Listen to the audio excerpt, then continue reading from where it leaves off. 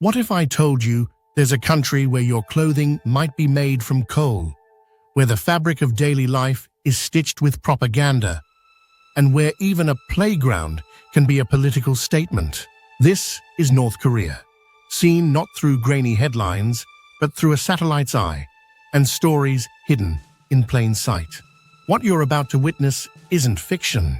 It's the deeply strange, controlled, and at times disturbingly human world inside one of the most secretive nations on Earth. Let's start with a fabric, vinalon. It isn't soft, like cotton, or warm, like wool. It's tough, scratchy, synthetic, and it's made from coal and limestone, two materials North Korea has in abundance. In a country obsessed with self-reliance, vinalon is the national fabric. They use it for uniforms, curtains, even everyday clothes. The factory that produces it is so symbolic of national pride, Kim Jong-un himself attended its reopening. But if you zoom into the nearby port at Hamhung, the picture shifts. Literally, you'll see yellow pollution staining the coast, and ships loaded with coal heading out, mostly to China, possibly violating international sanctions. But that's just scratching the surface. Up north, near the sacred Mount Paektu, lies a model city built to dazzle tourists and symbolize progress. Ice rinks, ski hills, children's traffic parks, all sprouted seemingly overnight. How? Through youth construction brigades, young North Koreans who labor up to 12 hours a day, not for pay, but to show loyalty and climb social ranks. Cities like this are meant to send a message to the world. We're modern, we're capable. But dig deeper, and questions about quality and purpose arise. Ice forms on the inside of windows. The rush to impress leaves little room for comfort. In Chongjin, an industrial port city, smokestacks rise beside endless rows of identical homes. Here, they manufacture steel, rubber, and textiles. Trains are built. Coal is shipped out. But behind this industrial facade lies a brutal secret: forced labor from political prisoners. These prisoners work in mines and factories under life sentences of hard labor deep in the mountains. They're not just prisoners, they're invisible fuel for the regime's economic engine. And yet, in the shadows of totalitarian control, something remarkable happened. A black market emerged, born from desperation during the 1990s famine, when the fall of the Soviet Union cut off aid. This underground economy saved lives. Women, the unsung heroes of this era, defied the government when it tried to shut down their makeshift markets.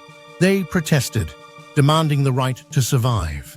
Today, these markets are everywhere, selling everything from rice to cheap Chinese electronics. They're technically illegal, but tolerated. North Korea's economy, in many ways, now runs on this gray zone of informal trade. But this duality creates tension. The regime thrives on control, and these markets chip away at that. Occasionally, crackdowns happen. Markets are broken up, fees are extracted, punishments are handed out. Still, the markets persist. They are the arteries of a parallel North Korea, one the regime depends on but does not fully control. Nearby, prison camps loom, grim, sprawling compounds where people, including children born behind barbed wire, are forced into labor for infractions as minor as wrong thinking. Entire families are punished across generations. These camps, Camp 14, Camp 11, Camp 25, house tens of thousands. They operate like mini-cities with propaganda murals, indoctrination schools, and forced labor zones. Here, children work from age 4. Food is scarce, abuse is rampant, and escape is nearly impossible. Now contrast that with Walsen, a seaside escape reserved for the elite. There's a private beach, a shooting range, and of course, a railway for quick evacuations. Kim Jong-un lives lavishly here, while over 100,000 North Koreans languish in prison labor camps in the mountains. The disparity is grotesque, and it's all visible from above. In rural areas, entire villages are designed around labor. Identical duplex homes, house workers for fruit factories, or greenhouse collectives. You work where you live. Private cars are virtually non-existent. Kim Jong-un has even turned old airports into greenhouse cities, trying to boost food production.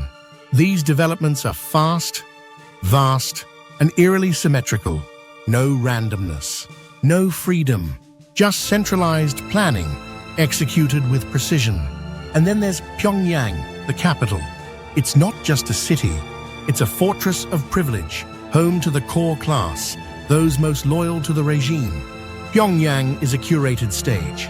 Grand boulevards, massive empty squares, brutalist architecture, amusement parks with no guests, a hotel that soars above the skyline but reportedly sits empty, built to dazzle, not to serve. Here, class determines everything. Songbun, the rigid caste system, ranks citizens based on loyalty. The hostile class gets the worst jobs, food, and education. The core class enjoys relative luxury. It's a society built on inherited trust or inherited guilt. And every structure in Pyongyang reflects this hierarchy. Even churches exist, but not for faith. They're props. The regime showcases them to foreign guests to feign religious freedom. But make no mistake, religion is banned in practice. One church was rebuilt solely because Kim Il-sung's mother had been a Protestant deacon. It's symbolism, not spirituality. Kim Jong-un's main residence? Tucked away in the hills above Pyongyang. Guarded, fortified, likely tunneled. Meanwhile, a misleading Google Maps label marks a nearby concentration center, which experts confirm is probably just barracks for bodyguards. Not that that's much more comforting. Pyongyang may appear modern in parts, but it's a mirage. Its beauty is built on the backs of the voiceless and the invisible. Forced laborers, starving farmers, prisoners mining coal in silence. But despite all this, despite the cruelty and control, there's something profoundly human that still survives. The people. They celebrate Lunar New Year and the Harvest Festival. They drink homemade liquor, share rice cakes, and most importantly, they lean on one another. There is intimacy born of immobility, neighbors who become lifelines, communities that endure. One defector, who escaped everything, still said, "North Korea is a nice place with plenty of love." And maybe that's the ultimate contradiction. A land of brutality and beauty, oppression and connection, despair and love. It's easy to see North Korea as a dystopian nightmare, but beneath it all, it's filled with people who, like you and me, just want to live. Thank you for watching. If this peek into one of the world's most closed societies sparked your curiosity, there's more. Check out our new channel Tunnel Vision, where we dive into how North Korean IT workers are secretly infiltrating Western jobs to fund the regime. And as always, let me know in the comments what you'd like to explore next.